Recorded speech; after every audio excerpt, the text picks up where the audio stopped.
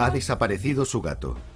Ha estado lloviendo toda la semana y su coche no arranca. Alguien le pregunta cómo está y usted contesta: estoy muy deprimida, tengo un día de perros. Pero de hecho, ningún experto llamaría depresión a eso.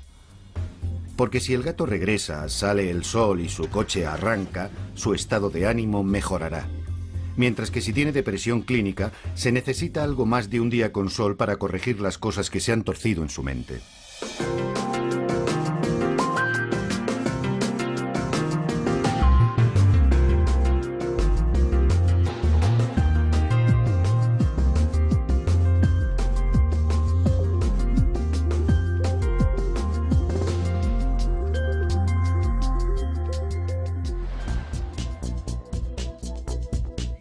Aunque podemos decir que estamos deprimidos, más bien nos estamos refiriendo a un estado de ánimo pasajero.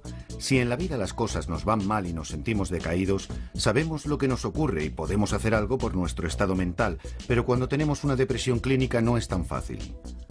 Una vez alguien dijo que salir uno mismo de la depresión es igual que tratar de levantarte del suelo tirando de los cordones de los zapatos. Y bueno, si puedes hacerlo, entonces no es depresión, no es de lo que estamos hablando aquí. Felizmente casado y con una exitosa carrera en el campo de la publicidad, Matthew Johnson supo que algo iba mal y se pasó años intentando solucionar las cosas por sí mismo mientras luchaba contra la idea de una enfermedad mental. Creo recordar que tuve mi primer diagnóstico cuando tenía alrededor de 30 años, pero no lo creí y no me lo tomé en serio, porque pensé que no encajaba con quien yo pensaba que era. Creo que es un trago muy amargo de pasar que te digan que tienes algún tipo de problema mental. Y en fin, creo que me he pasado toda mi vida intentando evitarlo. Cambiando de trabajo, de relaciones, yéndome de viaje en coche, moviéndome por el país y todo este tipo de cosas. Y supongo que eso era siempre una forma de tratar de correr más que el perro, lo que yo llamo el perro negro. El perro negro, como Matthew describe su depresión en un libro que ha publicado recientemente, fue un gran paso para un ejecutivo publicitario de gran éxito. La publicidad tiene la finalidad de hacer que las cosas parezcan maravillosas, que todo brille, que sea todo sugerente, y creo que la depresión es todo lo contrario a eso. Me imagino que al escribir este libro, en parte, es como si cometiera una especie de harakiri profesional, o como se quiera llamar. Y para saber realmente cómo podría reaccionar la gente con ello, empecé a mostrarles el borrador del libro y nunca tuve una reacción adversa. Es más, me di cuenta de que todo el mundo tenía su propia historia. El 11 de septiembre de 2001 resultó que Matthew se encontraba a solo unas manzanas del World Trade Center cuando fue destruido. Había estado pensando en este libro mucho tiempo y creo que eso me dio el empuje necesario para hacerlo, porque una semana después estaba en la sala de juntas con la gente del departamento gráfico de la agencia en la que trabajaba y el jefe nos dijo: ahora tenemos que trabajar con más ahínco, tenéis que crear unos anuncios mejores, nuestros clientes nos necesitan más que nunca. Y yo me dije: y una mierda. Eso ocurrió a solo 12 bloques de donde estaba nuestra agencia. Estuvo ardiendo durante 3 meses. Podíamos verlo desde las ventanas y ese fue el momento clave para mí. A Matthew ya no le preocupa cómo pueda reaccionar la gente con su libro. Creo que cómo me afectaba a mí y a mi ego era absolutamente irrelevante, porque pienso que hay mucha gente que necesita ayuda. Y que una de las cosas coherentes que he descubierto escribiendo este libro es que la gente, en el fondo, quiere ser comprendida, quiere que se la entienda, quiere que le confirmen que no está volviéndose loca. Y también quiere tener esperanza. Como bien sabe Matthew, cuando uno está deprimido tal vez no se sienta con muchas esperanzas. Puede que no sienta demasiado. La depresión clínica tiende a invadirlo todo. No es solo una cuestión mental, sino también física. Es muy difícil encontrar la energía necesaria para hacer algo. En realidad tienes que reunir cualquier minúscula gota de energía que puedas encontrar para pasar el día. Además no duermes, tienes insomnio, por lo que siempre tienes déficit de sueño. Es como si todo fuera una gran bola de nieve que al final termina desplomándose a tu alrededor. Y llegas a un punto donde sientes que ya no puedes hacerle frente y que no eres capaz de seguir funcionando. Tu memoria empieza a fallar. Con síntomas así, uno piensa que debería darse cuenta de que algo va mal, pero incluso así no llegaría a pensar que se debe a una enfermedad mental. Al menos 3/4 partes de las personas que veo con depresión, la palabra depresión no es la adecuada para ellas. No la asocian con la percepción de lo que les está ocurriendo. Puede que digan, oiga, es mi estado de ánimo, pero no estoy deprimido.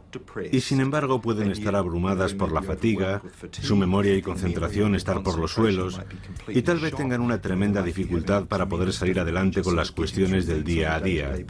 Y tú tienes que averiguar el origen de todo esto y decir, bien, no usaremos la palabra depresión, pero vamos a juntar todo eso y verlo como un tipo de enfermedad o estado de salud.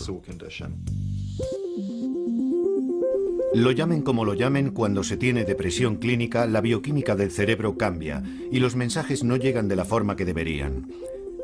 Tenemos más de 100.000 millones de neuronas, intercomunicadas por una gran cantidad de uniones. Las conexiones son conocidas como sinapsis. Los mensajes o señales viajan a través de nuestro cerebro a lo largo de las uniones como una serie de impulsos eléctricos, y los neurotransmisores, como la serotonina, son los mensajeros químicos que transportan las señales a través de los espacios sinápticos. Flotan en ellos hasta que se pegan a la siguiente neurona para enviar la señal antes de dar marcha atrás. Si nos fijamos en el cerebro, ¿qué hacen esos neurotransmisores? Pues están aquí, en el centro del sueño, y aquí en una parte del cerebro donde normalmente controlan el nivel de ansiedad, y en esta otra parte que está relacionada con el estado de ánimo, el apetito y el impulso sexual. Así que aquí tenemos toda una sucesión de sintomatología de la depresión. Los neurotransmisores responsables son parte del paquete que heredamos de nuestros padres biológicos, junto con todas las demás cosas, como el color de los ojos o los huesos. Es un vínculo familiar del que Jamie Rose es muy consciente. Mi madre ha sufrido depresión crónica la mayor parte de su vida. Los primeros recuerdos que tengo de ella es de estar enferma. Yo tendría posiblemente 8 o 9 años. Volvía a casa después del colegio por la tarde y ahí estaba mi madre en la cama y con la bata puesta, con una mirada vaga y vacía y con los ojos sin vida. Después de esa experiencia de primera mano, a Jamie todavía le costó unos años darse cuenta de que ella también tenía problemas. Mi primera depresión aguda empezó a los 18 o 19 años. Pero creo que lo más seguro es que empezara siendo mucho más joven, quizá a los 15 o 16, y no era consciente. Una de las cosas más difíciles de entender sobre la depresión clínica es cómo puede estar uno profundamente deprimido y no darse cuenta de ello, pero para mucha gente es justo lo que ocurre. Estamos hablando de un proceso que con frecuencia en la enfermedad de la depresión llega de forma tan traicionera que la persona que la sufre generalmente no se percata de ello. En fin, estamos hablando de algo que va desarrollándose durante meses, y naturalmente la gente lo que hace es utilizar más a fondo su habilidad para enfrentarse a ello e intentar superarlo. Digamos que juntándolo todo para seguir adelante. Y de hecho, cuanto más desarrollada tenga esa habilidad, al final se va a meter en más problemas antes de que nadie reconozca lo que está ocurriendo, y menos ellos. A los 18 años, después de un año en el extranjero, Jamie consiguió su trabajo soñado en IT. Conseguí un empleo de un perfil alto para mi edad, trabajando para una gran empresa en Auckland que suponía unas oportunidades fantásticas. Pero luego me encontré con que me hundía en un profundo pozo y me desesperé al no poder salir de él. Iba al trabajo y no rendía. Me quedaba sentada contemplando el ordenador diciéndome, ¿qué hago aquí? Me ausentaba mucho de mi puesto. Siempre trataba de encontrar otras cosas que hacer, pero es que no podía hacer nada ni concentrarme. Pasaba un montón de tiempo en el lavabo de señoras preguntándome, Dios mío, ¿qué me pasa? El momento decisivo le llegó a Jamie cuando le mandaron un aviso por escrito. Entonces supe que había tocado fondo, porque yo soy una persona muy profesional. Soy tan perfeccionista que cuando recibí el aviso me dije, ¿qué está pasando aquí? Y entonces supe que no podía continuar así. Acudí al médico y me recetó antidepresivos. Dejé mi trabajo y me cogí unos meses libres. En ese momento los síntomas de Jamie eran los típicos de la depresión. No podía levantarme de la cama. Estaba durmiendo a todas horas y cuando me levantaba estaba atontada. Tenía que regresar a la cama porque no podía hacer nada. Estaba de mal humor, irritable y sufría cansancio crónico. No podía quitármelo de encima. Nunca he tenido pensamientos suicidas, pero tienes un sentimiento constante de baja estima.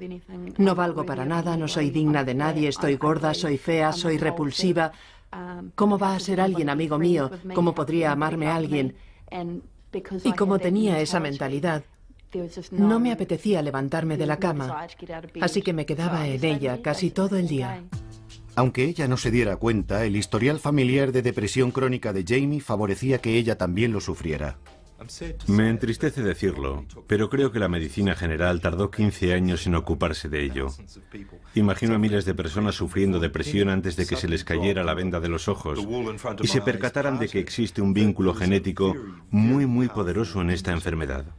No es un vínculo pequeño, no es como el historial familiar de cáncer de pecho o de cáncer de intestino, donde sabemos que el riesgo ha aumentado, pero aún así lo más probable es que no se tenga la mala suerte de sufrir esas enfermedades. Me he dado cuenta de que si alguien tiene un familiar directo que sufre depresión, debo asumir que esa persona sufrirá depresión hasta que se demuestre lo contrario. El vínculo entre depresión y herencia genética se ha investigado bajo microscopio en la Universidad de Otago y acaban de descubrir una relación entre depresión y un gen en particular. El gen promotor transportador de la serotonina es responsable del movimiento de la serotonina en el cerebro, para resumirlo. Y algunas personas tienen un tipo de gen muy efectivo, una versión alargada o versión Rolls-Royce, y otras tienen un tipo de gen menos efectivo y que es conocido como la versión vulnerable, la versión corta del gen. Así que algunas personas, en el caso de experimentar en la vida mucho estrés y dificultad, y que poseen la versión alargada del gen, no sucumben. No desarrollan la depresión o empiezan a pensar en infligirse daño a sí mismas o en suicidarse, mientras que otras, con una versión menos efectiva, sucumbirán mucho más rápido. Por supuesto, eso no es tan simple. Los mismos genes son solo una parte de la historia. Se ven informes sobre el gen de la depresión o el gen de la violencia, y de hecho eso es una tontería. Los genes solo operan en el contexto de ciertos acontecimientos ambientales. Por lo que el tipo de genes que tenemos determina la respuesta de nuestro cuerpo a las cosas que le ocurren. Pero hasta que nos pica un mosquito que transporta la malaria, no sabemos qué versión del gen de la malaria tenemos, o si sufriremos la enfermedad o no. Igual que como muchas otras partes de nuestra salud. Si comemos mucha comida con grasa nos puede causar un problema, pero tal vez no. Todos conocemos a algunas personas que comen dietas altas en grasas, pero no tienen el colesterol alto, y eso se debe a las diferencias en la estructura genética. Lo mismo ocurre con la depresión.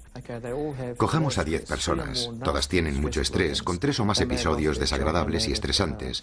Tal vez hayan perdido su trabajo, quizá tengan algún problema de incapacidad física, alguna relación con malos tratos, pueden haber terminado una relación o tal vez no puedan pagar las facturas, ese tipo de zozobras de la vida. Si supiéramos qué versión del gen transportador de serotonina tienen esas personas, sabríamos que las que tienen la versión del gen protector, solo una de esas 10 personas desarrollará la depresión, mientras que si tienen la versión del gen vulnerable, serían 4 de esas 10. Y lo que este ejemplo también muestra es que habrá 6 personas que no la desarrollarán, lo cual nos indica que tenemos mucho más que aprender sobre la depresión. Así que no salgan corriendo para comprobar qué tipo de genes tienen. Es mucho más complejo que un gen y una hamburguesa. Pero lo que sí sabemos con esta investigación es que el que desarrollemos depresión o no, no depende de nuestra fuerza de voluntad. Algunas personas todavía tienen la creencia de que admitir esos problemas es un signo de debilidad, lo que es una bobada.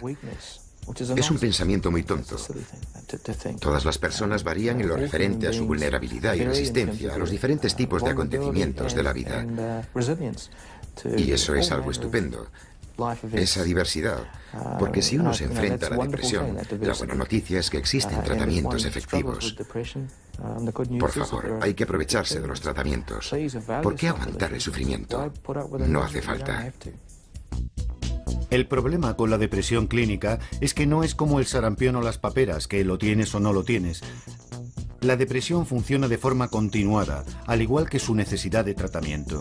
Es más parecido al tratamiento para la presión arterial. El que se necesite o no dependerá de la gravedad de los síntomas y del grado en que afecta a la vida cotidiana. Y si se necesita tratamiento, la medicación puede jugar un papel importante en la recuperación, pero parece que hay una creencia persistente de que la gente toma pastillas con demasiada facilidad. Tal vez haya algunas personas que acuden a un psiquiatra, pero a mí me impresiona más la gran cantidad que sigue adelante durante meses o años, aparentando que no les pasa nada, hasta que llegan a un punto en el que dicen: algo marcha mal, necesito tratamiento. No puedo creer que hayan estado resistiendo durante tanto tiempo. Los estudios demuestran que si alguien estaba deprimido hace 20 años, hay un 90% de probabilidades de que no haya sido tratado, principalmente por falta de conocimiento. Aunque muchas personas hubieran ido al médico de cabecera o a otro profesional de la salud, lo más normal es que no fuera reconocida como una depresión. Un mayor conocimiento de los médicos y el desarrollo de nuevos medicamentos con menores efectos secundarios ha cambiado eso.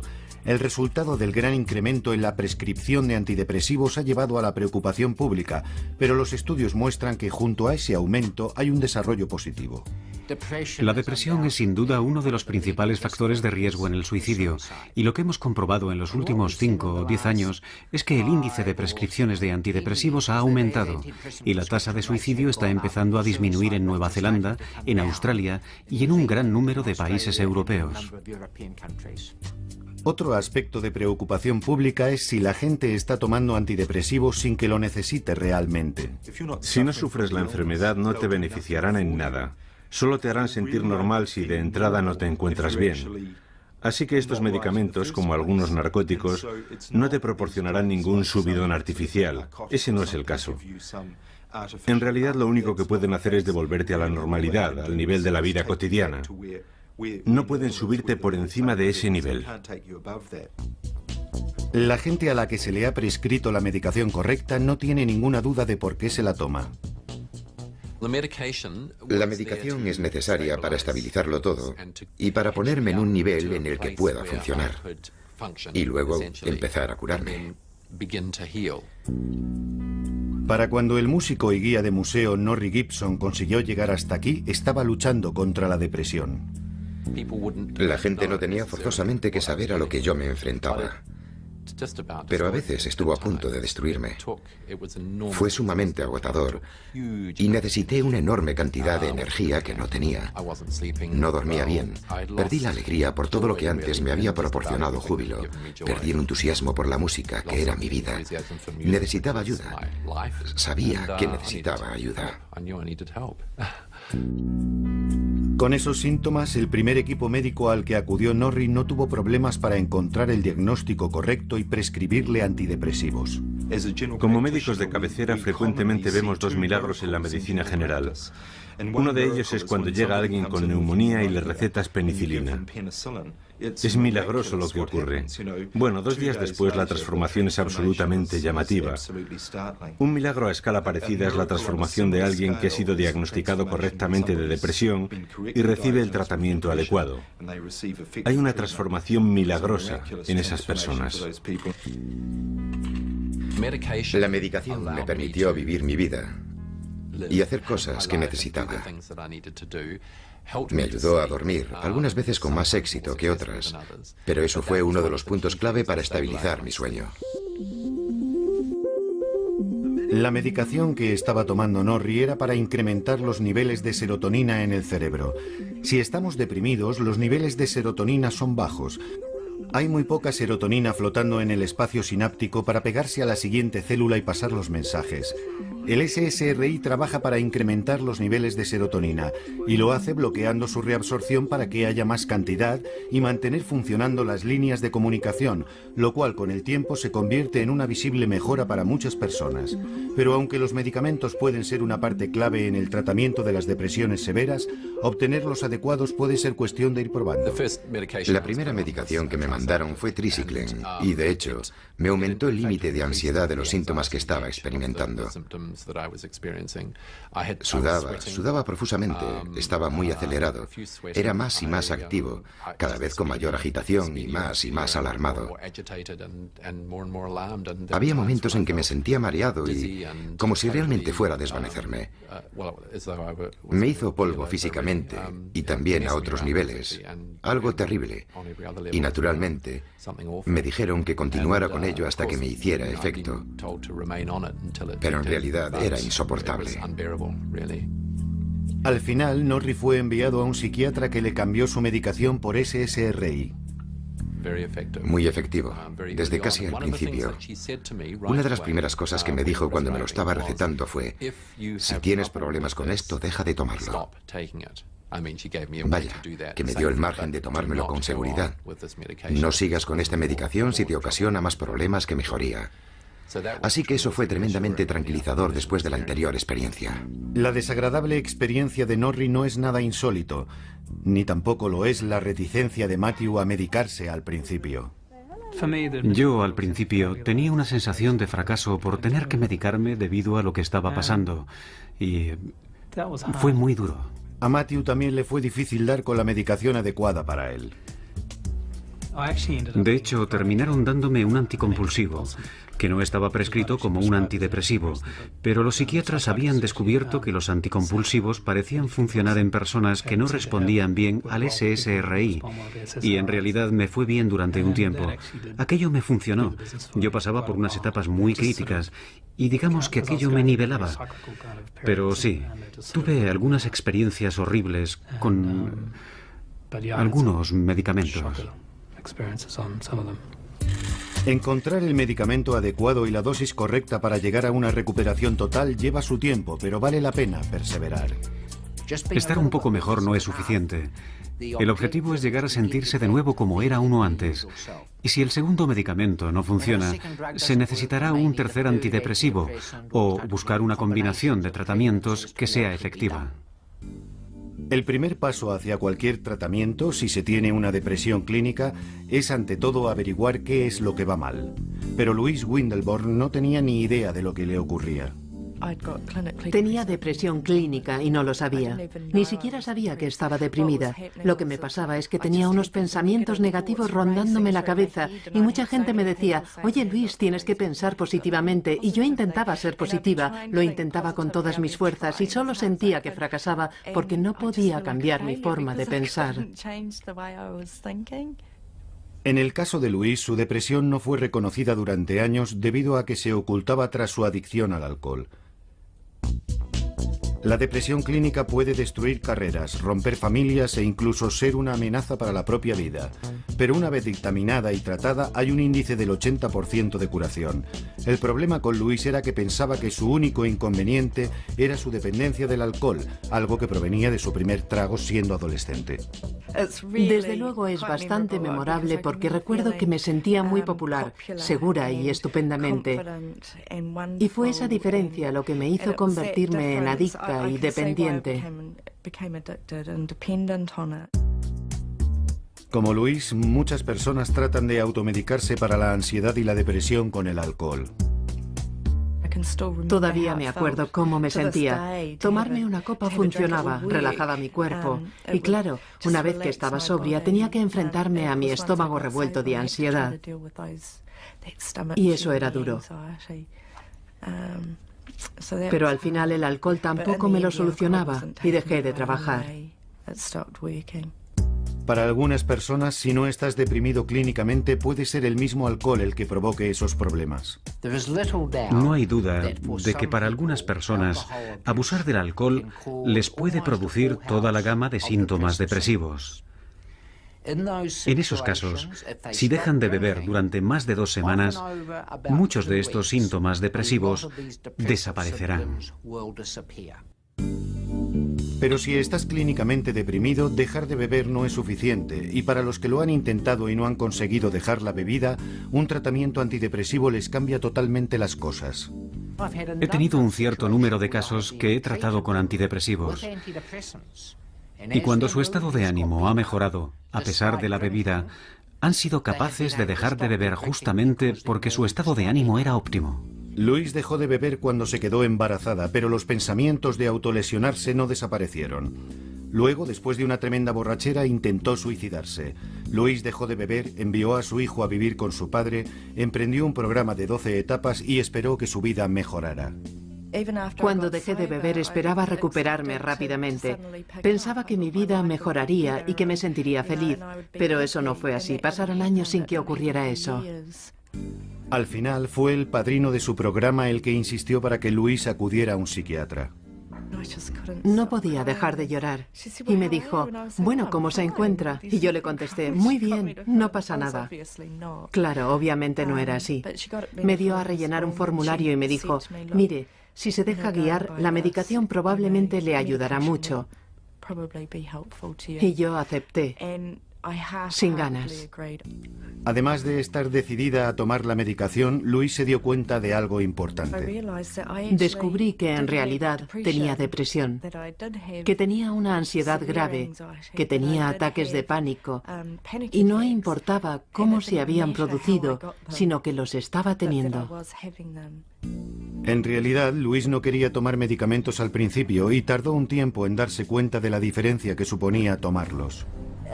No fue un arrebato repentino de me siento mejor y todo es maravilloso. Todo fue muy gradual. Lo que me ocurrió es que como un mes después iba en el coche conduciendo, sonó una canción y me puse a cantarla y pensé, Dios mío, hace mucho tiempo que no hago esto.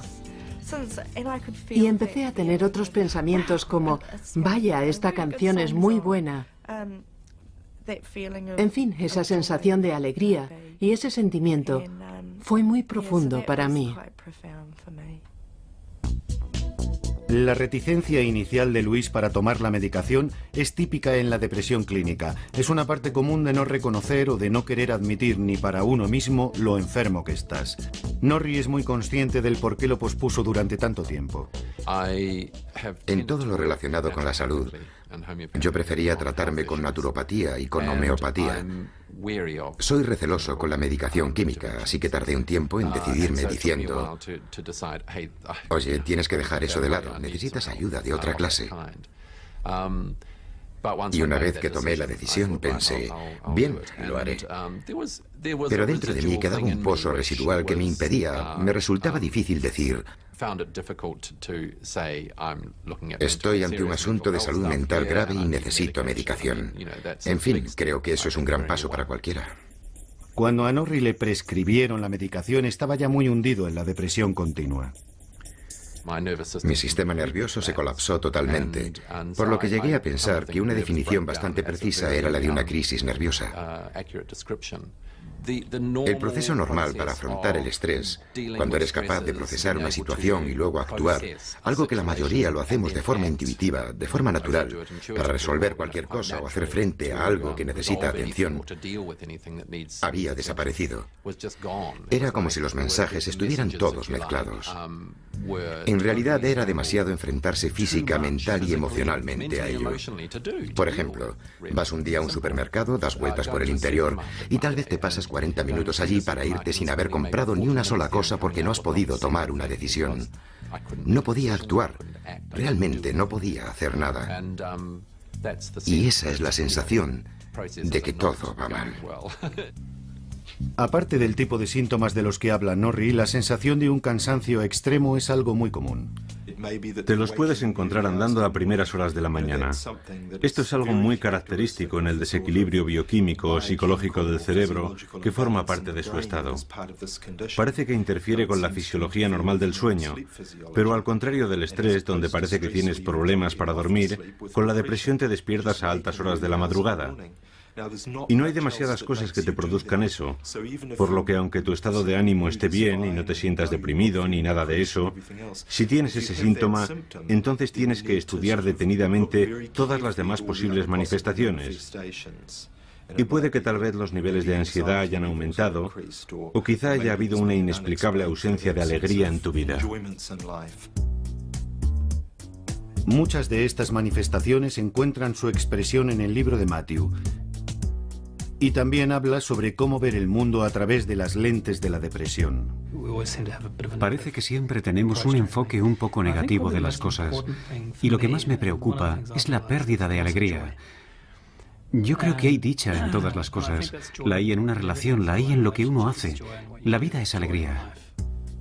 La incapacidad para sentir algo llevó finalmente a Matthew a admitir que tenía un grave problema. Sabía que no podía continuar viviendo así, negándolo. Creo que me hubiera quitado la vida o habría sufrido un hundimiento total.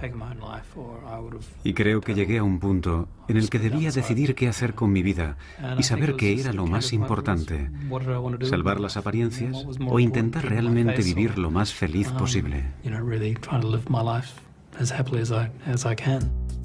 Una vez que admitió su depresión, Matthew estaba destinado a recuperarse, pero era tan reticente a la psicoterapia como lo había sido a la medicación.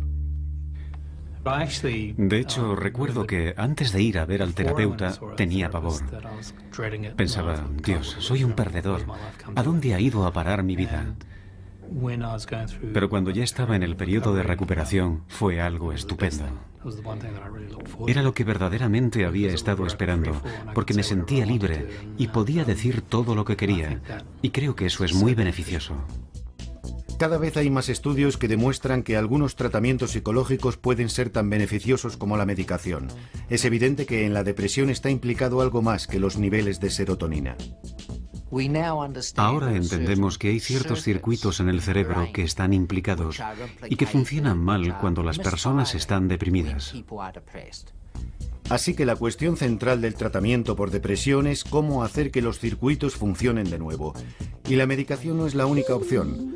Los circuitos involucrados están en la parte frontal del cerebro donde está el pensamiento, al igual que en la parte central donde se procesan las emociones, tales como el miedo y la alegría a través de la amígdala y el hipocampo.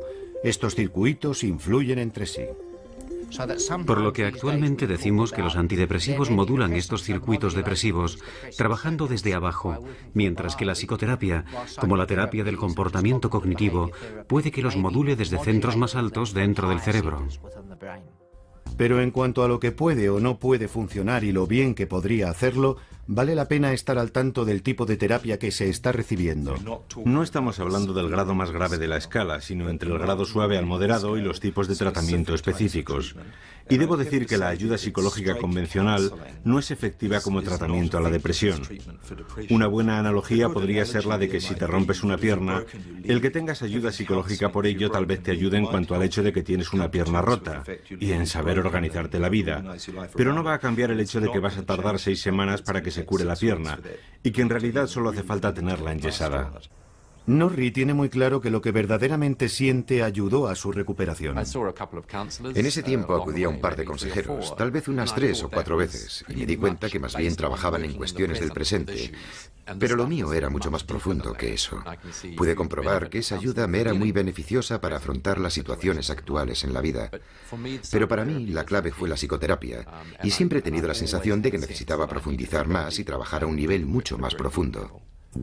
Norrie cree que su depresión se remonta a cuando su familia se desgajó con el divorcio de sus padres cuando tenía 6 años.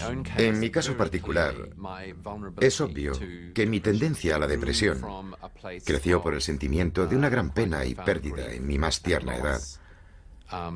Algo que no supe darme cuenta del todo o reconocerlo. Ni fui capaz de expresarlo o afrontarlo de ninguna manera, en realidad. Era demasiado pequeño. Norrie identificó algo a lo que debía enfrentarse, pero mucha gente no tiene ninguna razón aparente para su depresión. Creo que esto es justo la clave de la confusión sobre lo que es esta enfermedad. En fin, esto podría ser algo totalmente desligado de cualquier otro tipo de dificultad que se haya tenido en la vida. No hace falta un problema en la vida para sufrir esta enfermedad de manera muy aguda. Y por supuesto se pueden tener muchos problemas en la vida, solucionarlos y seguir padeciendo esta enfermedad. Las buenas noticias son que el cerebro puede ser mucho más resistente de lo que pensábamos. Hace muchos años se pensaba que tenemos cierto número de neuronas cuando somos adultos y que luego van muriendo. Eso no es cierto. Se van creando neuronas constantemente. Y cada vez hay más pruebas que nos dicen que los antidepresivos trabajan fomentando el crecimiento de nuevas neuronas en el cerebro. A pesar de que se nos ha dicho que beber demasiado mataba las células de nuestro cerebro para siempre, ahora sabemos que los cerebros adultos son más activos de lo que pensábamos. Al igual que en el resto de nuestro cuerpo, tiene lugar un proceso constante de muerte celular y renovación. Pero cuando estamos un tiempo deprimidos, se renuevan menos cantidad de células cerebrales y las conexiones disminuyen. Es como si nuestro cerebro empezara a desconectarse. Los antidepresivos parece que favorecen que las conexiones vuelvan a conectarse. Otras cosas como el ejercicio y la dieta también parece que ayudan. Creo que en el contexto de la depresión clínica aguda, todas esas cosas nunca serán suficientes. Pero en algunas ocasiones sí pueden serlo justo para alterar ese equilibrio e influir en lo que sienten esas personas. Actualmente, Jamie está muy atenta a cómo se siente y utiliza varias actividades diferentes, incluido el ejercicio regular para mantenerse saludable. Un par de veces a la semana salgo a caminar, paseo y veo a mis amigos. Si me siento hundida, sigo saliendo y trato de vivir la vida. He empezado a pintar. Es una birria, pero yo continúo con la pintura porque es una liberación. La recuperación de Jamie ha sido un proceso constante a lo largo de más de 3 años. No fue una reacción instantánea, ni fue como, ahora me siento genial. Fue una cuestión de ser constante con todas las cosas. Para Jamie, el ser capaz de disfrutar de todas esas cosas demuestra lo lejos que ha llegado desde la época de su depresión clínica aguda. No hubiera sido capaz de hacer todo esto. Me hubiera sido imposible emprender algo. Cuando no trabajaba, me pasaba el día en pijama. Era impensable que pudiera entenderlo o incluso salir a la puerta. Esos días están ahora muy lejanos y Jamie confía en poder estar sin medicación y no recaer. Pero para Louise es una parte necesaria para mantenerse saludable. Hago lo que debo hacer, estar bien, y para ello tengo que tomar antidepresivos. Me ayuda a que mi mente no salga galopando. Yo no tengo pensamientos autodestructivos como tenía cuando no me medicaba. Así que no lo recomendaría para todo el mundo, pero yo necesito tomar medicación para que no vuelva a ocurrirme, o al menos para aliviarme. Y además también debo ocuparme de otras cosas. Y por supuesto continuar con mi recuperación del alcohol. Según un estudio americano que investigaba los efectos de un tratamiento continuo en personas que habían sufrido 3 o más episodios de depresión, Louise no es la única que necesita antidepresivos para mantenerse con buena salud. Todos los participantes en el estudio habían estado bien durante 6 meses después del tratamiento, el cual combinaba psicoterapia y medicación. De aquellos que habían dejado todo el tratamiento, el 10% siguió perfectamente durante los siguientes 3 años. De los que siguieron solo con la terapia y no con los antidepresivos, el 30% siguió bien. De los que continuaron con la medicación pero no con la terapia, el 80% siguió en buenas condiciones los siguientes 3 años. El motivo principal por el que ese 20% no mejoró fue más bien porque no siguieron tomándola como les fue prescrita.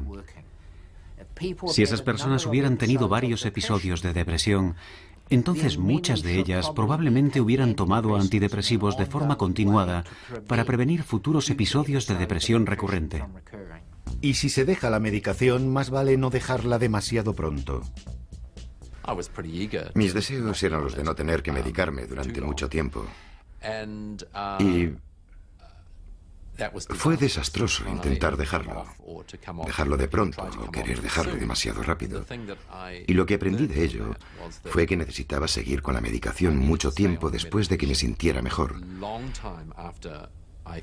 Y eso fue bastante aleccionador en realidad. El psiquiatra de Norrie le ayudó a comprender el porqué. Me dijo, vas a notar que llegas a un punto donde te sentirás mejor, pero eso será justo porque empieza a hacerte efecto, de hecho. Así que sigue con la medicación y manténla durante bastante tiempo mientras se va realizando el proceso de curación. Por lo que seguí tomándome los medicamentos, aún después de mejorar, más o menos otro año y medio. Y luego me fue disminuyendo muy gradualmente. Y así pasé unos 8 meses. He oído incontables historias de gente que lo ha dejado demasiado pronto y ha vuelto de nuevo, como al principio. Se mire como se mire, dejar de tomar los medicamentos demasiado pronto puede inhabilitar su propósito. Es parecido a recargar una batería descargada. Si pones a cargar la batería solo unas pocas horas, a la primera mañana fría el coche se quedará de nuevo sin batería. Y es lo que ocurre con los antidepresivos cuando no se toman durante el tiempo necesario para que el cerebro pueda volver a establecer un modelo normal. De acuerdo con la investigación, merece la pena tomarse el tiempo necesario para volver a la normalidad, porque una de las cosas que predice con más coherencia es si vas o no a volver a tener depresión y si estás totalmente recuperado desde la primera vez. Las personas que consiguen recuperarse del todo es más que probable que continúen bien, mientras que el más mínimo y ligero síntoma residual de depresión predice muy claramente que es muy posible que la depresión vuelva a resurgir. Pero tal vez se necesite más de un tipo de tratamiento y mucha perseverancia para conseguir la recuperación total. No hay que aceptar solo ponerse bien a medias. Si se toman antidepresivos y se está un poco mejor, pero no totalmente curado, hay que anticiparse y decirle al médico que nos atiende: no, aunque estoy mejor de lo que estaba, no lo estoy del todo. Las personas que asisten a psicoterapia por depresión tardan menos de un año, tal vez 2 o 3 meses, pero si no encuentran un beneficio real en 2 o 3 meses de terapia, tendrían que preguntarse si esa terapia es realmente para ellos. Si no, deberían probar con antidepresivos, o si no, deberían intentar otro tipo de terapia. No se conformen con "eso tarda un año en que funcione". Luis también piensa que es importante encontrar el profesional adecuado que te trate. He tenido experiencias sumamente negativas que contribuyeron a que mi estado empeorara. Si no te sientes mejor después de que te trate alguien o después de un tiempo prudencial, cuando ves que todavía te sientes peor, entonces inténtalo con otros profesionales.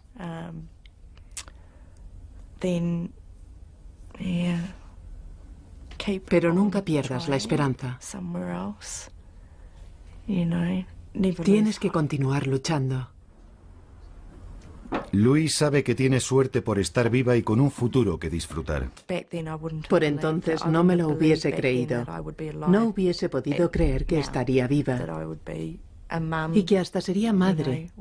Y con Matt, aquí haciendo las cosas cotidianas. No solo sobrevivió a su depresión, sino que aprendió mucho sobre la vida. En fin, lo bueno de lo que he hecho es que ahora puedo enseñar cosas. Cómo enfrentarse a los problemas de la vida, mientras que antes no hubiera tenido ni idea. Así que trato de disfrutar de él antes de que se vaya, de que deje el hogar, algo que no está tan lejano. Crecen demasiado deprisa, pero ahora tengo otras posibilidades, aunque no sé lo que me deparará el futuro. Aunque en su futuro puede que todavía exista depresión, Matthew sabe ahora que puede vivir con ella. Alguien dijo: lo más importante es recordar que no importa lo mal que se pongan las cosas si se toman las medidas correctas. Las sombras del perro negro pueden desaparecer y lo harán. Y creo que en realidad los malos tiempos son como las tormentas.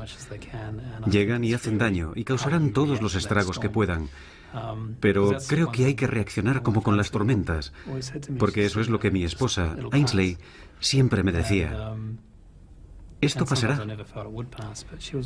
A veces no creía en ello, pero ella tenía razón, y así fue. Cuanto más lo combatas, tanto más batallarás con ello. Cuanto más trates de pasarlo por alto, más tiempo permanecerá ahí. Y ese es el motivo de que el libro del perro negro siempre me analice a mí. Y es que creo que solo está esperando, bueno, espera que yo tome medidas. Porque yo no lo considero como si el perro estuviera muerto o como algo maligno.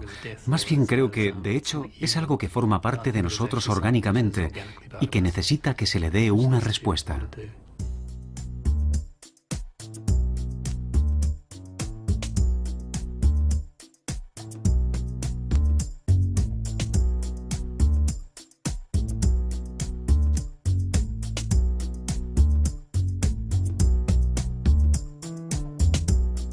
eléctricos, y los neurotransmisores, como la serotonina, son los mensajeros químicos que transportan las señales a través de los espacios sinápticos.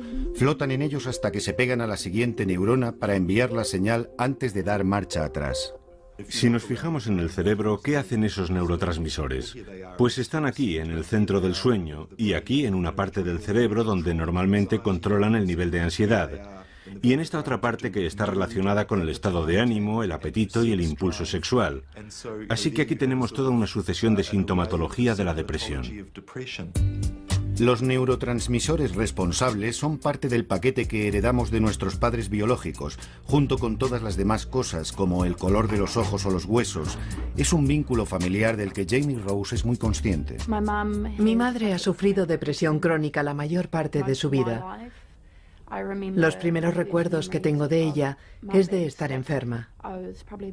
Yo tendría posiblemente 8 o 9 años. Volvía a casa después del colegio por la tarde y ahí estaba mi madre en la cama y con la bata puesta, con una mirada vaga y vacía y con los ojos sin vida. Después de esa experiencia de primera mano, a Jamie todavía le costó unos años darse cuenta de que ella también tenía problemas. Mi primera depresión aguda empezó a los 18 o 19 años, pero creo que lo más seguro es que empezara siendo mucho más joven, quizá a los 15 o 16, y no era consciente. Una de las cosas más difíciles de entender sobre la depresión clínica es cómo puede estar uno profundamente deprimido y no darse cuenta de ello, pero para mucha gente es justo lo que ocurre. Estamos hablando de un proceso que con frecuencia en la enfermedad de la depresión llega de forma tan traicionera que la persona que la sufre generalmente no se percata de ello. En fin, estamos hablando de algo que va desarrollándose durante meses. Y naturalmente la gente lo que hace es utilizar más a fondo su habilidad para enfrentarse a ello e intentar superarlo. Digamos que juntándolo todo para seguir adelante. Y de hecho, cuanto más desarrollada tenga esa habilidad, al final se va a meter en más problemas antes de que nadie reconozca lo que está ocurriendo, y menos ellos. A los 18 años, después de un año en el extranjero, Jamie consiguió su trabajo soñado en IT. Conseguí un empleo de un perfil alto para mi edad, trabajando para una gran empresa en Auckland que suponía unas oportunidades fantásticas. Pero luego me encontré con que me hundía en un profundo pozo y me desesperé al no poder salir de él. Iba al trabajo y no rendía. Me quedaba sentada contemplando el ordenador diciéndome, ¿qué hago aquí? Me ausentaba mucho de mi puesto. Siempre trataba de encontrar otras cosas que hacer, pero es que no podía hacer nada ni concentrarme. Pasaba un montón de tiempo en el lavabo de señoras preguntando... Como sinapsis. Los mensajes o señales viajan a través de nuestro cerebro a lo largo de las uniones como una serie de impulsos eléctricos, y los neurotransmisores, como la serotonina, son los mensajeros químicos que transportan las señales a través de los espacios sinápticos. Flotan en ellos hasta que se pegan a la siguiente neurona para enviar la señal antes de dar marcha atrás. Si nos fijamos en el cerebro, ¿qué hacen esos neurotransmisores? Pues están aquí, en el centro del sueño, y aquí en una parte del cerebro donde normalmente controlan el nivel de ansiedad, y en esta otra parte que está relacionada con el estado de ánimo, el apetito y el impulso sexual. Así que aquí tenemos toda una sucesión de sintomatología de la depresión. Los neurotransmisores responsables son parte del paquete que heredamos de nuestros padres biológicos, junto con todas las demás cosas, como el color de los ojos o los huesos. Es un vínculo familiar del que Jamie Rose es muy consciente. Mi madre ha sufrido depresión crónica la mayor parte de su vida. Los primeros recuerdos que tengo de ella es de estar enferma.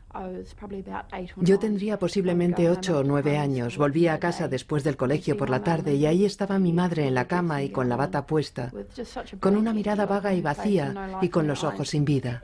Después de esa experiencia de primera mano, a Jamie todavía le costó unos años darse cuenta de que ella también tenía problemas.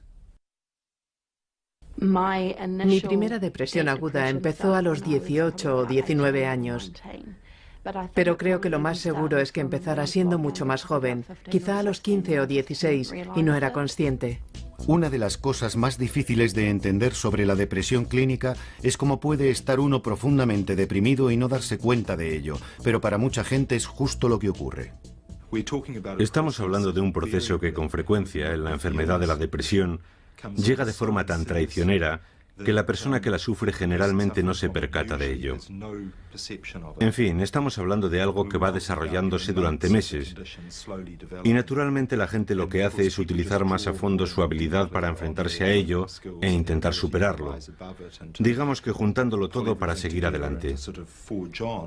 Y de hecho, cuanto más desarrollada tenga esa habilidad, al final se va a meter en más problemas antes de que nadie reconozca lo que está ocurriendo, y menos ellos. A los 18 años, después de un año en el extranjero, Jamie consiguió su trabajo soñado en IT. Conseguí un empleo de un perfil alto para mi edad, trabajando para una gran empresa en Auckland que suponía unas oportunidades fantásticas. Pero luego me encontré con que me hundía en un profundo pozo y me desesperé al no poder salir de él. Iba al trabajo y no rendía. Me quedaba sentada contemplando el ordenador diciéndome, ¿qué hago aquí? Me ausenté. Agotador, y necesité una enorme cantidad de energía que no tenía. No dormía bien, perdí la alegría por todo lo que antes me había proporcionado júbilo, perdí el entusiasmo por la música, que era mi vida. Necesitaba ayuda. Sabía que necesitaba ayuda. Con esos síntomas, el primer equipo médico al que acudió Norrie no tuvo problemas para encontrar el diagnóstico correcto y prescribirle antidepresivos. Como médicos de cabecera, frecuentemente vemos dos milagros en la medicina general. Uno de ellos es cuando llega alguien con neumonía y le recetas penicilina. Es milagroso lo que ocurre. Bueno, 2 días después la transformación es absolutamente llamativa. Un milagro a escala parecida es la transformación de alguien que ha sido diagnosticado correctamente de depresión y recibe el tratamiento adecuado. Hay una transformación milagrosa en esas personas. La medicación me permitió vivir mi vida y hacer cosas que necesitaba. Me ayudó a dormir, algunas veces con más éxito que otras, pero eso fue uno de los puntos clave para estabilizar mi sueño. La medicación que estaba tomando Norrie era para incrementar los niveles de serotonina en el cerebro. Si estamos deprimidos, los niveles de serotonina son bajos. Hay muy poca serotonina flotando en el espacio sináptico para pegarse a la siguiente célula y pasar los mensajes. El SSRI trabaja para incrementar los niveles de serotonina y lo hace bloqueando su reabsorción para que haya más cantidad y mantener funcionando las líneas de comunicación, lo cual con el tiempo se convierte en una visible mejora para muchas personas. Pero aunque los medicamentos pueden ser una parte clave en el tratamiento de las depresiones severas, obtener los adecuados puede ser cuestión de ir probando. La primera medicación que me mandaron fue Triciclen y, de hecho, me aumentó el límite de ansiedad de los síntomas que estaba experimentando. Sudaba profusamente, estaba muy acelerado, era más y más activo, cada vez con mayor agitación y más alarmado. Había momentos en que me sentía mareado y como si realmente fuera a desvanecerme. Me hizo polvo físicamente y también a otros niveles, algo terrible. Y naturalmente, me dijeron que continuara con ello hasta que me hiciera efecto. Pero en realidad era insoportable. Al final, Norrie fue enviado a un psiquiatra que le cambió su medicación por SSRI. Muy efectivo, desde casi al principio. Una de las primeras cosas que me dijo cuando me lo estaba recetando fue: si tienes problemas con esto, deja de tomarlo. Vaya, que me dio el margen de tomármelo con seguridad. No sigas con esta medicación si te ocasiona más problemas que mejoría. Así que eso fue tremendamente tranquilizador después de... Clínicamente puede ser el mismo alcohol el que provoque esos problemas. No hay duda de que para algunas personas abusar del alcohol les puede producir toda la gama de síntomas depresivos. En esos casos, si dejan de beber durante más de 2 semanas, muchos de estos síntomas depresivos desaparecerán. Pero si estás clínicamente deprimido, dejar de beber no es suficiente, y para los que lo han intentado y no han conseguido dejar la bebida, un tratamiento antidepresivo les cambia totalmente las cosas. He tenido un cierto número de casos que he tratado con antidepresivos. Y cuando su estado de ánimo ha mejorado, a pesar de la bebida, han sido capaces de dejar de beber justamente porque su estado de ánimo era óptimo. Louise dejó de beber cuando se quedó embarazada, pero los pensamientos de autolesionarse no desaparecieron. Luego, después de una tremenda borrachera, intentó suicidarse. Luis dejó de beber, envió a su hijo a vivir con su padre, emprendió un programa de 12 etapas y esperó que su vida mejorara. Cuando dejé de beber esperaba recuperarme rápidamente. Pensaba que mi vida mejoraría y que me sentiría feliz, pero eso no fue así. Pasaron años sin que ocurriera eso.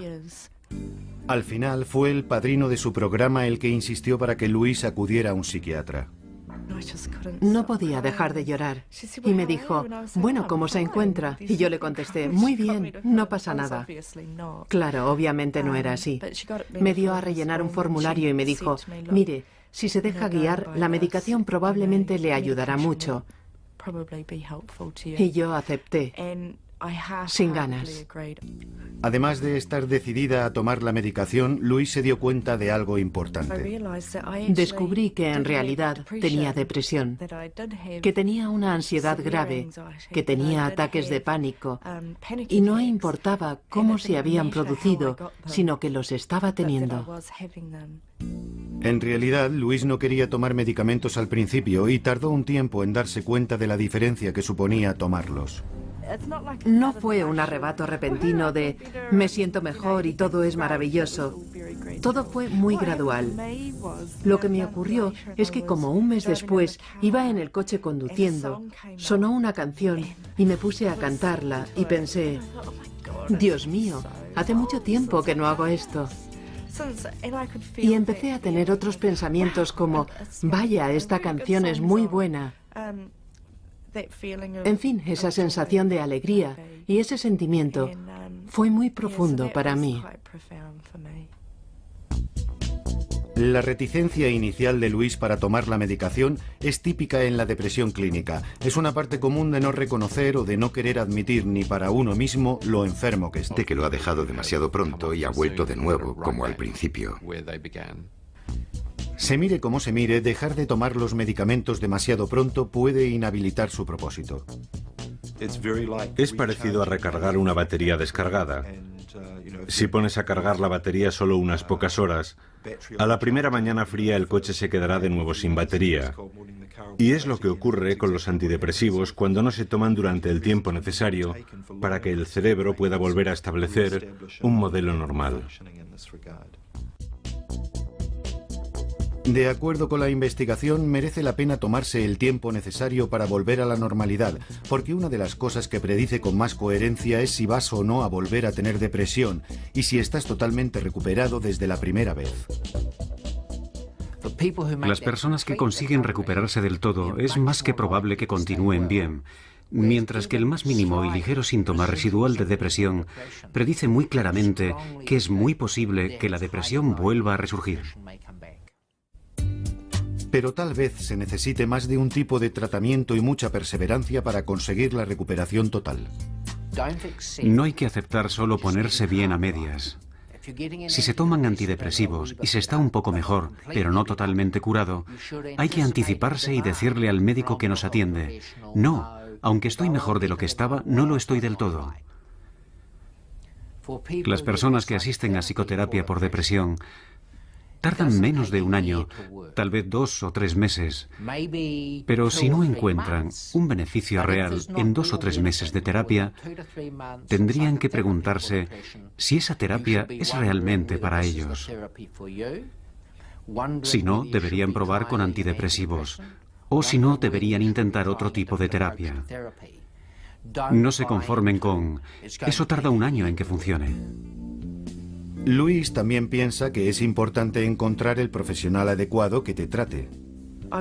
He tenido experiencias sumamente negativas que contribuyeron a que mi estado empeorara. Si no te sientes mejor después de que te trate alguien o después de un tiempo prudencial, cuando ves que todavía te sientes peor, entonces inténtalo con otros profesionales.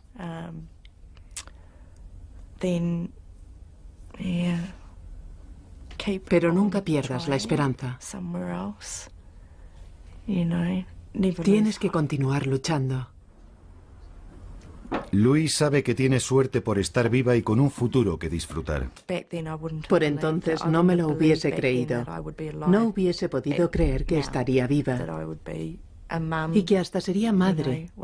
Y con Matt, aquí haciendo las cosas cotidianas. no solo sobre algo muy común. Te los puedes encontrar andando a primeras horas de la mañana.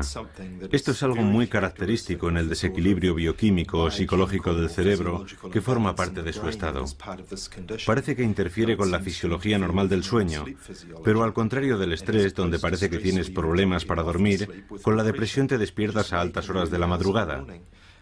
Y no hay demasiadas cosas que te produzcan eso, por lo que aunque tu estado de ánimo esté bien y no te sientas deprimido ni nada de eso, si tienes ese síntoma, entonces tienes que estudiar detenidamente todas las demás posibles manifestaciones. Y puede que tal vez los niveles de ansiedad hayan aumentado, o quizá haya habido una inexplicable ausencia de alegría en tu vida. Muchas de estas manifestaciones encuentran su expresión en el libro de Matthew. Y también habla sobre cómo ver el mundo a través de las lentes de la depresión. Parece que siempre tenemos un enfoque un poco negativo de las cosas. Y lo que más me preocupa es la pérdida de alegría. Yo creo que hay dicha en todas las cosas.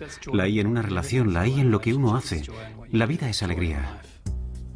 La incapacidad para sentir algo llevó finalmente a Matthew a admitir que tenía un grave problema. Sabía que no podía continuar viviendo así, negándolo. Creo que me hubiera quitado la vida o habría sufrido un hundimiento total. Y creo que llegué a un punto en el que debía decidir qué hacer con mi vida y saber qué era lo más importante: salvar las apariencias o intentar realmente vivir lo más feliz posible. Una vez que admitió su depresión, Matthew estaba destinado a recuperarse, pero era tan reticente a la psicoterapia como lo había sido a la medicación. De hecho, recuerdo que antes de ir a ver al terapeuta tenía pavor. Pensaba, Dios, soy un perdedor. ¿A dónde ha ido a parar mi vida? Pero cuando ya estaba en el periodo de recuperación, fue algo estupendo. Era lo que verdaderamente había estado esperando, porque me sentía libre y podía decir todo lo que quería, y creo que eso es muy beneficioso. Cada vez hay más estudios que demuestran que algunos tratamientos psicológicos pueden ser tan beneficiosos como la medicación. Es evidente que en la depresión está implicado algo más que los niveles de serotonina. Ahora entendemos que hay ciertos circuitos en el cerebro que están implicados y que funcionan mal cuando las personas están deprimidas. Así que la cuestión central del tratamiento por depresión es cómo hacer que los circuitos funcionen de nuevo. Y la medicación no es la única opción. Los circuitos involucrados están en la parte frontal del cerebro donde está el pensamiento, al igual que en la parte central donde se procesan las emociones, tales como y la dieta también parece que ayudan. Creo que en el contexto de la depresión clínica aguda, todas esas cosas nunca serán suficientes, pero en algunas ocasiones sí pueden serlo justo para alterar ese equilibrio e influir en lo que sienten esas personas. Actualmente, Jamie está muy atenta a cómo se siente y utiliza varias actividades diferentes, incluido el ejercicio regular para mantenerse saludable. Un par de veces a la semana salgo a caminar, paseo y veo a mis amigos. Si me siento hundida, sigo saliendo y trato de vivir la vida. He empezado a pintar. Es una birria, pero yo continúo con la pintura porque es una liberación. La recuperación de Jamie ha sido un proceso constante a lo largo de más de 3 años. No fue una reacción instantánea, ni fue como, ahora me siento genial.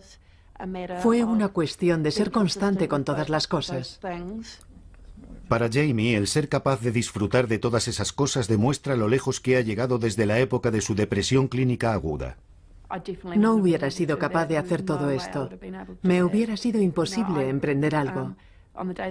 Cuando no trabajaba, me pasaba el día en pijama. Era impensable que pudiera entenderlo o incluso salir a la puerta.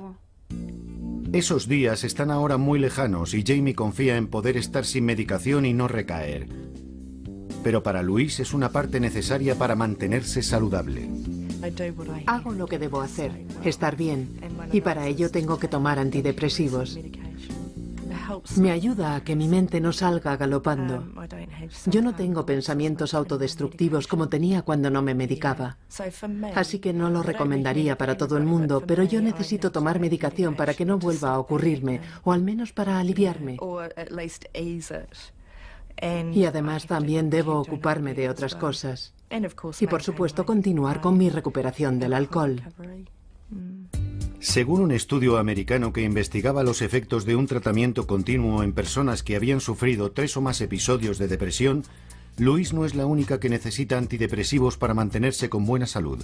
Todos los participantes en el estudio habían estado bien durante 6 meses después del tratamiento, el cual combinaba psicoterapia y medicación. De aquellos que habían dejado todo el tratamiento, el 10% siguió perfectamente durante los siguientes 3 años. De los que siguieron solo con la terapia y no con los antidepresivos, el 30% siguió bien. De los que continuaron con la medicación pero no con la terapia, el 80% siguió en buenas condiciones los siguientes 3 años. El motivo principal por el que ese 20% no mejoró fue más bien porque no siguieron tomándola como les fue prescrita. Si esas personas hubieran tenido varios episodios de depresión, entonces muchas de ellas probablemente hubieran tomado de energía que no tenía. No dormía bien. Perdí la alegría por todo lo que antes me había proporcionado júbilo. Perdí el entusiasmo por la música, que era mi vida. Necesitaba ayuda. Sabía que necesitaba ayuda. Con esos síntomas, el primer equipo médico al que acudió Norrie no tuvo problemas para encontrar el diagnóstico correcto y prescribirle antidepresivos. Como médicos de cabecera frecuentemente vemos 2 milagros en la medicina general. Uno de ellos es cuando llega alguien con neumonía y le recetas penicilina. Es milagroso lo que ocurre. Bueno, 2 días después la transformación es absolutamente llamativa. Un milagro a escala parecida es la transformación de alguien que ha sido diagnosticado correctamente de depresión y recibe el tratamiento adecuado. Hay una transformación milagrosa en esas personas. La medicación me permitió vivir mi vida y hacer cosas que necesitaba. Me ayudó a dormir, algunas veces con más éxito que otras, pero eso fue uno de los puntos clave para estabilizar mi sueño. La medicación que estaba tomando Norrie era para incrementar los niveles de serotonina en el cerebro. Si estamos deprimidos, los niveles de serotonina son bajos. Hay muy poca serotonina flotando en el espacio sináptico para pegarse a la siguiente célula y pasar los mensajes. El SSRI trabaja para incrementar los niveles de serotonina y lo hace bloqueando su reabsorción para que haya más cantidad y mantener funcionando las líneas de comunicación, lo cual con el tiempo se convierte en una visible mejora para muchas personas. Pero aunque los medicamentos pueden ser una parte clave en el tratamiento de las depresiones severas, obtener los adecuados puede ser cuestión de ir probando. La primera medicación que me mandaron fue triciclen y, de hecho, me aumentó el límite de ansiedad de los síntomas que estaba experimentando. Sudaba profusamente, estaba muy acelerado, era más y más activo, cada vez con mayor agitación y más alarmado. Había momentos en que me sentía mareado y como si realmente fuera a desvanecerme. Me hizo polvo físicamente y también a otros niveles, algo terrible. Y naturalmente, me dijeron que continuara con ello hasta que me hiciera efecto. Pero en realidad era insoportable. Al final, Norrie fue enviado a un psiquiatra que le cambió su medicación por SSRI. Muy efectivo, desde casi al principio. Una de las primeras cosas que me dijo cuando me lo estaba recetando fue: si tienes problemas con esto, deja de tomarlo. Vaya, que me dio el margen de tomármelo con seguridad. No sigas con esta medicación si te ocasiona más problemas que mejoría. Así que eso fue tremendamente tranquilizador después de la anterior experiencia. La desagradable experiencia de... Y además también debo ocuparme de otras cosas. Y por supuesto continuar con mi recuperación del alcohol. Según un estudio americano que investigaba los efectos de un tratamiento continuo en personas que habían sufrido 3 o más episodios de depresión, Louise no es la única que necesita antidepresivos para mantenerse con buena salud. Todos los participantes en el estudio habían estado bien durante 6 meses después del tratamiento, el cual combinaba psicoterapia y medicación. De aquellos que habían dejado todo el tratamiento, el 10% siguió perfectamente durante los siguientes 3 años. De los que siguieron solo con la terapia y no con los antidepresivos, el 30% siguió bien. De los que continuaron con la medicación pero no con la terapia, el 80% siguió en buenas condiciones los siguientes 3 años. El motivo principal por el que ese 20% no mejoró fue más bien porque no siguieron tomándola como les fue prescrita. Si esas personas hubieran tenido varios episodios de depresión, entonces muchas de ellas probablemente hubieran tomado antidepresivos de forma continuada para prevenir futuros episodios de depresión recurrente. Y si se deja la medicación, más vale no dejarla demasiado pronto. Mis deseos eran los de no tener que medicarme durante mucho tiempo. Y fue desastroso intentar dejarlo de pronto o querer dejarlo demasiado rápido. Y lo que aprendí de ello fue que necesitaba seguir con la medicación mucho tiempo después de que me sintiera mejor. Y eso fue bastante aleccionador, en realidad. El psiquiatra de Norrie le ayudó a comprender el porqué. Me dijo, vas a notar que llegas a un punto donde te sentirás mejor, pero eso será justo porque empieza a hacerte efecto, de hecho. Así que sigue con la medicación y manténla durante bastante tiempo mientras se va realizando el proceso de curación. Por lo que seguí tomándome los medicamentos, aun después de mejorar, más o menos otro año y medio. Y luego me fue disminuyendo muy gradualmente. Y así pasé unos 8 meses. He oído incontables historias de gente que lo ha dejado demasiado pronto y ha vuelto de nuevo, como al principio. Se mire como se mire, dejar de tomar los medicamentos demasiado pronto puede inhabilitar su propósito. Es parecido a recargar una batería descargada. Si pones a cargar la batería solo unas pocas horas, a la primera mañana fría el coche se quedará de nuevo sin batería. Y es lo que ocurre con los antidepresivos cuando no se toman durante el tiempo necesario para que el cerebro pueda volver a establecer un modelo normal. De acuerdo con la investigación, merece la pena tomarse el tiempo. La química del cerebro cambia y los mensajes no llegan de la forma que deberían. Tenemos más de 100.000 millones de neuronas, intercomunicadas por una gran cantidad de uniones. Las conexiones son conocidas como sinapsis. Los mensajes o señales viajan a través de nuestro cerebro a lo largo de las uniones como una serie de impulsos eléctricos, y los neurotransmisores, como la serotonina, son los mensajeros químicos que transportan las señales a través de los espacios sinápticos. Flotan en ellos hasta que se pegan a la siguiente neurona para enviar la señal antes de dar marcha atrás. Si nos fijamos en el cerebro, ¿qué hacen esos neurotransmisores?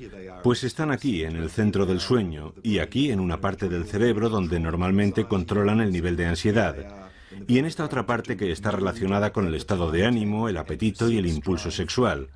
Así que aquí tenemos toda una sucesión de sintomatología de la depresión.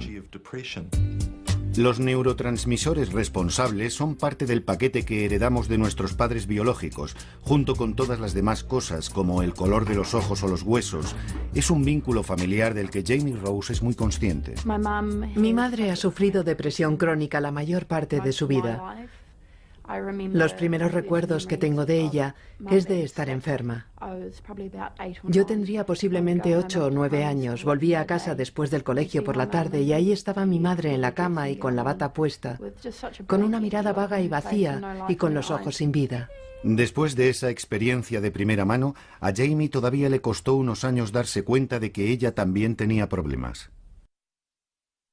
Mi primera depresión aguda empezó a los 18 o 19 años, pero creo que lo más seguro es que empezara siendo mucho más joven, quizá a los 15 o 16, y no era consciente. Una de las cosas más difíciles de entender sobre la depresión clínica es cómo puede estar uno profundamente deprimido y no darse cuenta de ello, pero para mucha gente es justo lo que ocurre. Estamos hablando de un proceso que con frecuencia en la enfermedad de la depresión llega de forma tan traicionera que la persona que la sufre generalmente no se percata de ello. En fin, estamos hablando de algo que va desarrollándose durante meses, y naturalmente la gente lo que hace es utilizar más a fondo su habilidad para enfrentarse a ello e intentar superarlo. Digamos que juntándolo todo para seguir adelante. Y de hecho, cuanto más desarrollada tenga esa habilidad, al final se va a meter en más problemas antes de que nadie reconozca lo que está ocurriendo, y menos ellos. A los 18 años, después de un año en el extranjero, Jamie consiguió su trabajo soñado en IT. Conseguí un empleo de un perfil alto para mi edad, trabajando para una gran empresa en Auckland que suponía unas oportunidades fantásticas. Pero luego me encontré con que me hundía